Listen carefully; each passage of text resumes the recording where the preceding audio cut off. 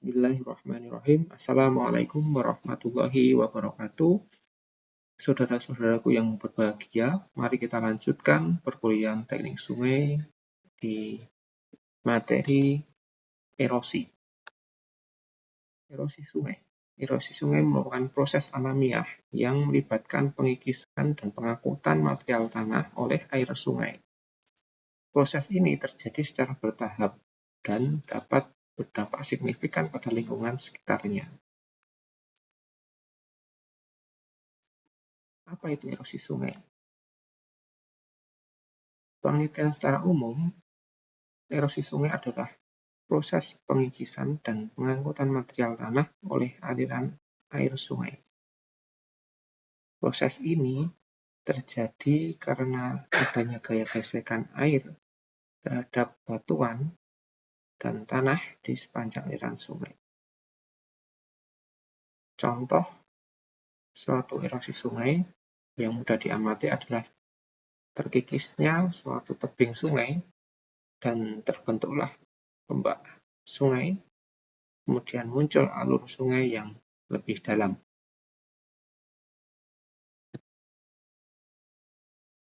Faktor-faktor yang menyebabkan erosi sungai. Yang pertama adalah curah hujan yang tinggi. Hujan deras meningkatkan debit air sungai yang meningkatkan kekuatan erosi. Kemudian faktor berikutnya adalah vegetasi yang kurang. Vegetasi atau tanaman itu berfungsi sebagai penahan tanah. Sehingga apabila kekurangan tanaman atau kekurangan vegetasi, maka akan memperparah terjadinya erosi. Yang ketiga, faktor berikutnya adalah kemiringan lereng. Kemiringan lereng yang curam memudahkan aliran air untuk mengikis tanah, sehingga tingkat erosi akan semakin meningkat terhadap penambahan kemiringan lereng. Yang keempat, aktivitas manusia.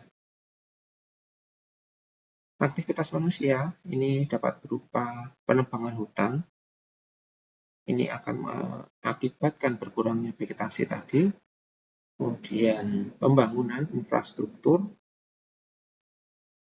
kemudian pertanian yang salah, sehingga dapat mempercepat proses terjadinya erosi. Sekarang kita bahas dampak erosi di sungai khususnya. Dampak yang utama adalah terjadinya banjir. Banjir, erosi dapat menyumbat aliran sungai, menyebabkan luapan dan banjir di daerah sekitarnya. Yang kedua, kerusakan lahan. Erosi dapat menyebabkan hilangnya tanah subur, berdampak pada pertanian dan ketahanan pangan. Yang berikutnya, sedimentasi. Dampak dari erosi berikutnya adalah sedimentasi, karena sedimentasi dan erosi ini merupakan satu paket. Ketika ada erosi, maka pasti akan terjadi sedimentasi.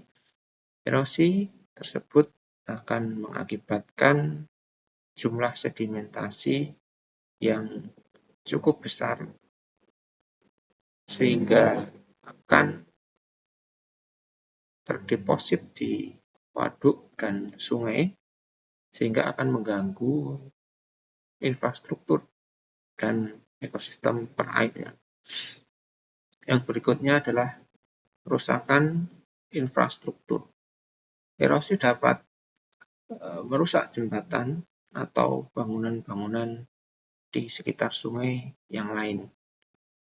Akan terjadi pengikisan pondasi jembatan, sehingga jembatannya akan turun dan akan terjadi runtuhnya jembatan tersebut.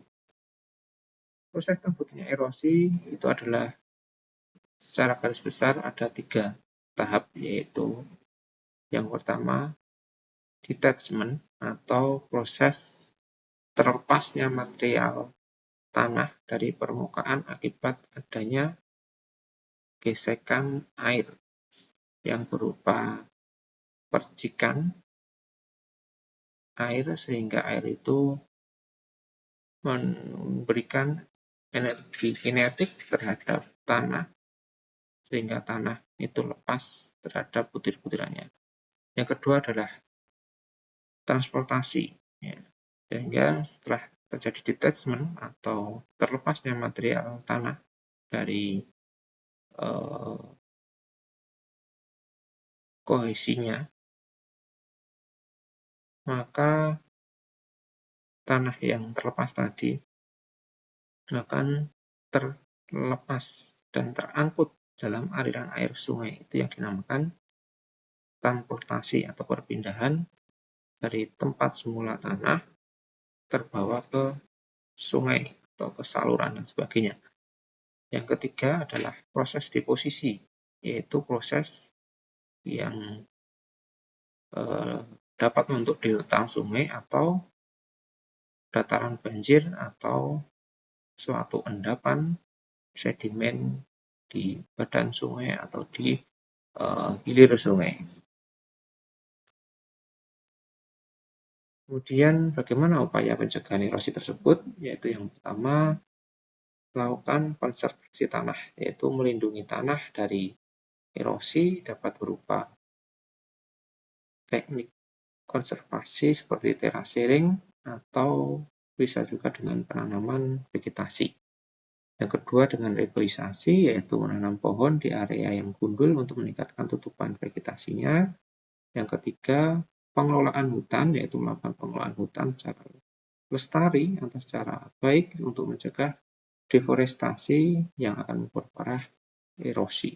Yang keempat, pengendalian debit air, membangun bendungan dan waduk untuk mengatur debit air sungai, sehingga dengan debit air yang terkendali, sehingga jumlah air yang ada dapat teratur, kemudian jumlahnya tidak berlebihan, sehingga tidak merusak tanah atau kawasan di sekitarnya yang akan mengakibatkan memperparah terjadinya erosi. Yang kelima itu adalah peningkatan kesadaran masyarakat untuk terus menjaga, melestarikan